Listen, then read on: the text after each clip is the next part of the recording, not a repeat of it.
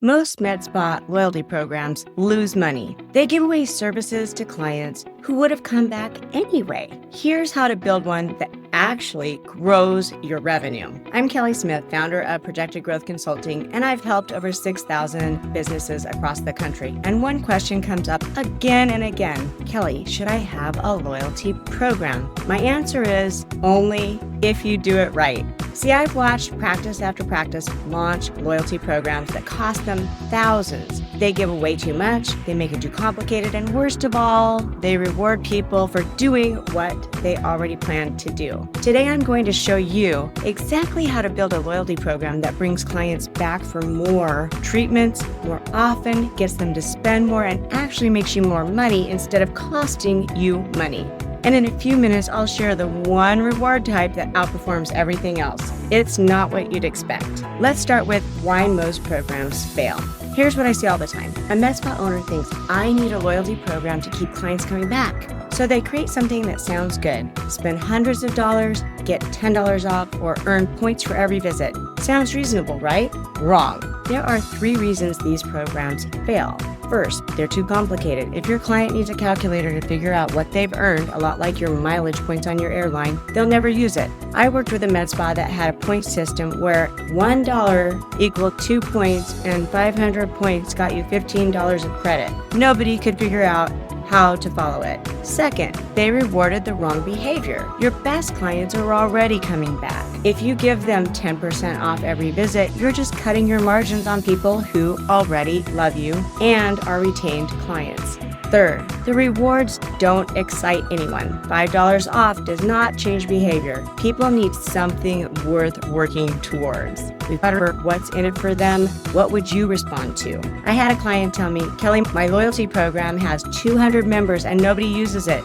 I said, that's not a loyalty program, that's a database. Everything changed when I started looking at exactly what motivates people. It's not small discounts. It's not complicated point systems. It's 3 things: status, access, and experiences or transformations. When I helped one practice design their program around these 3 ideas, their retention rate jumped from 60% to 82% in 4 months. The same clients, same services, a different program structure. Here's the key takeaway from this. Your loyalty program should change behavior, not just reward existing behavior. You want your clients visiting more often than they would without a loyalty program. You want them trying services they normally wouldn't try. You want them telling their friends about your business. If your program doesn't do these 3 things, it's simply not working. Okay, let me show you exactly how to structure this. I call this the 3-tier loyalty framework that actually works. Every client starts at tier 1 automatically. No spending required. They join, they're in. What do they get? Simple things: birthday rewards, early access to booking appointments during busy season, and maybe a small welcome gift on their first visit. The point of this tier is not to give away the farm. It's to get them into the loyalty system and make them feel special and included from day 1. Clients reach Tier 2 after spending a certain amount of money. I usually recommend somewhere between $1,500 to $2,500 annually. That's achievable for clients, but it takes loyalty and commitment. Tier 3, this gets better. Priority booking, free upgrades on certain services, maybe complimentary add-ons once a quarter or once a month. Here's what matters. The benefits have to feel meaningful to the client, but cost you very little. A free lip tightening treatment around the mouth after a facial costs you $5, but it's worth $200 to the client. Tier 3, this is your VIP tier, reserving this for clients that spend $3,000 or more annually. These are the best people. Treat them like it. VIPs get exclusive access, first dibs on new treatments, private shopping events, a dedicated text line, and they have a concierge coordinator. Here's why these 3 tiers beat systems every time. Points feel like math homework. Tiers feel like status. People understand levels. They want to move up. They'll spend more money to reach the next tier because it feels like an accomplishment. One client told me her retention on VIP members was 94%. Those clients almost never leave. They work to earn that status and they don't want to lose it. A lot like airlines, we want our free upgrades. We want to go to the Delta Lounge. Same idea. Now here's the question. What should you actually give people at each tier. Earlier, I mentioned that not one size fits all. People want exclusive access, not discounts, not free products. They want access and status and transformation. When clients get to book before everyone else, they feel valued. When they get to try a new treatment before it launches publicly, they feel like insiders. Maybe they get to be a training model. When they have a direct line to your concierge to get taken care of, they feel important. It's like a secret shopper. And here's the beautiful part. This takes very little extra labor and time from your business. Let me break down the 4 types of rewards that work the very best. Category 1, time-based rewards. Early booking windows, extended appointment times, priority scheduling during the holidays. These reward loyalty without cutting into your margins. Category 2, experience upgrades. Free add-ons during treatments, complimentary massages during their facial, a glass of wine when they arrive or champagne. Small touches that make them feel special. Category 3, access reward, private events, first access to new services, behind-the-scene tours, meet and greet with your providers. Again, maybe these are some of your training models. And Category 4, recognition rewards, birthday acknowledgments, handwritten thank yous, gifts, anniversary gifts, things to really make them feel valued and special. Now, let me tell you what not to do. Please don't give blanket discounts, 10% off everything. That trains people to wait for deals. It devalues your services and it attracts discount shoppers instead of loyalty clients. Don't make rewards expire too quickly. Nothing makes a client angrier than when they lose the rewards that they've earned. 30-day expirations kill goodwill, and that's what we are trying to create. Don't require too many steps to redeem. If they have a good experience and it's easy to check out, they will enjoy the process. And here's a bonus tip.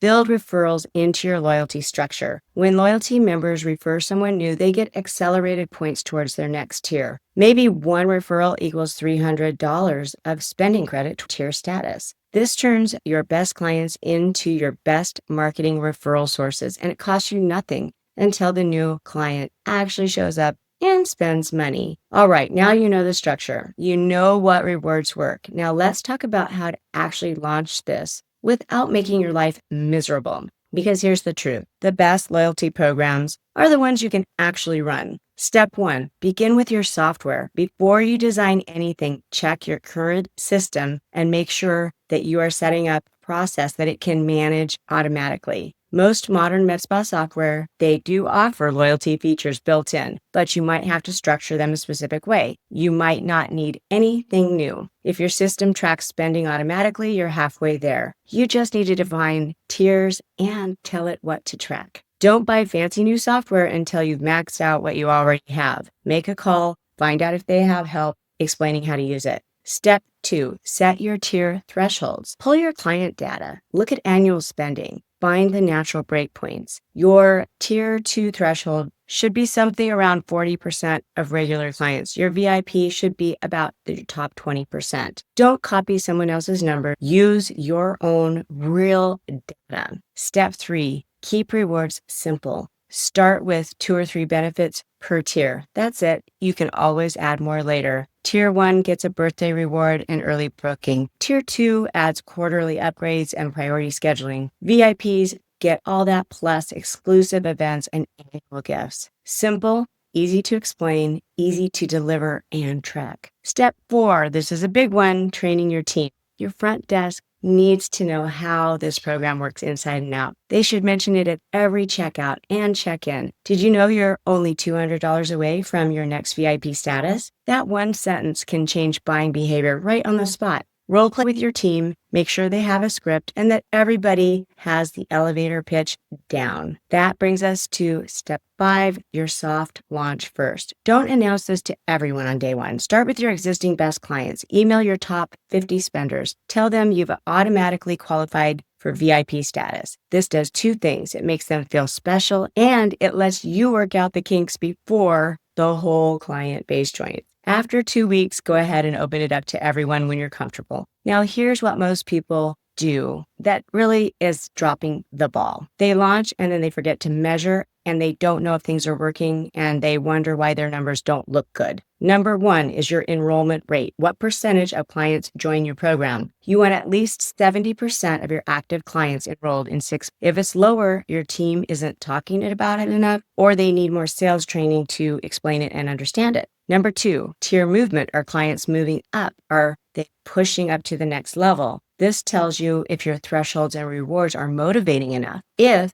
20% or more are not moving up in 3 to 6 months, then you might not have enough excitement to generate that behavior. Number three, visit frequency. Compare how often loyalty members visit versus non-members. You should see at least a 20% increase between visits from members and non-members. If there's no difference, your program is not changing behavior. Number four, average spend. Are loyal members spending more per visit? They should be. The program should encourage add-ons and upgrades. Check these numbers monthly and adjust as needed. Here's how you know your program is truly working. Your VIP clients should have retention over 90%. They should visit twice as often as non-members, and they should be your biggest source of referrals. If you've hit these marks, you've built something valuable. Let me bring this back to where we started. Most loyalty programs lose money because they reward people for what they would do anyway. But a smart program, one that lies on tiers, access, and status, that changes behavior, is one that brings clients back more often, it gets them spending more per visit, and it turns them in your personal referral marketing team. Remember, keep it simple, 3 tiers, rewards that feel special but cost you very little.